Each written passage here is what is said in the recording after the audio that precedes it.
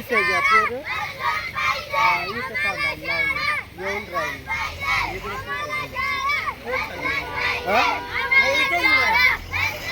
पाणी देऊन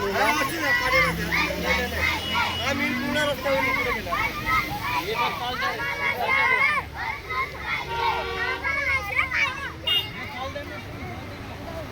आम्ही पोरं रस्त्यावर इकडे घेणारच नाही.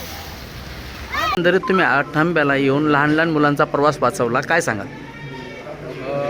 काही नाही, आता ज्या वयामध्ये म्हणजे वय शिकण्याचं आहे आणि त्या वयामध्ये मुलांना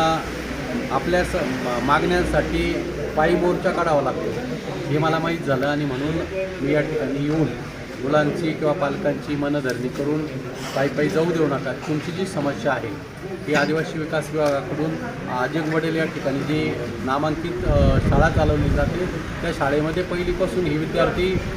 प्रवेश घेतला, शिक्षण घेत होती, परंतु त्या ठिकाणी ज्या पद्धतीने शैक्षणिक दर्जा असेल, आरोग्याच्या सुविधा असतील, राहण्याची सुविधा, जेवणाची सुविधा यामध्ये लक्ष दिलं जात नव्हतं. निकृष्ट प्रकारचं जेवण त्यांना दिलं जात होतं आणि त्यामुळे पालकांनी विद्यार्थ्यांनी अनेक वेळा तक्रार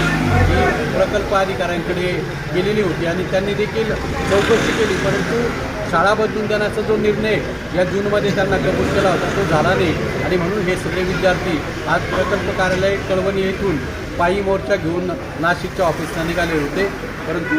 या ठिकाणी मी स्वतः मला ही गोष्ट माहीत झाल्यानंतर किंवा सगळे सामाजिक कार्यकर्ते त्याचबरोबर कळवण आदिवासी प्रकल्पाचे प्रमुख PO ए रमेश हे देखील या ठिकाणी उपस्थित झाले आणि सगळ्यांनी विनंती करून विद्यार्थ्यांना उद्या तुमची बैठक अप्पर आदिवासी आयुक्त यांच्या कार्यालयामध्ये घालून मी त्या पद्धतीने आदिवासी विकास मंत्री यांच्याशी बोलून हा प्रश्न ताबडतोब कसा सुटला जाईल या दृष्टीने प्रयत्न करणार आहे आणि मी विद्यार्थ्यांसोबत आहे. शेवटी यांचं शैक्षणिक नुकसान हे देशाच्या दृष्टीने न परवडणार आहे आणि म्हणून आपण ते सोडवण्यासाठी उद्या बैठक घेतोय आणि त्या बैठकीमध्ये नक्कीच मला वाटतं तोडगा निघेल.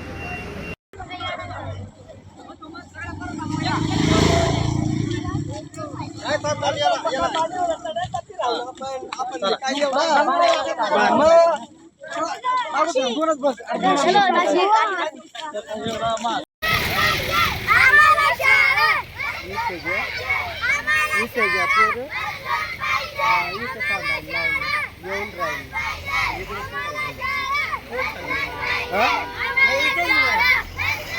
पाणी देऊन आम्ही पूर्ण रस्त्यावर इकडे गेला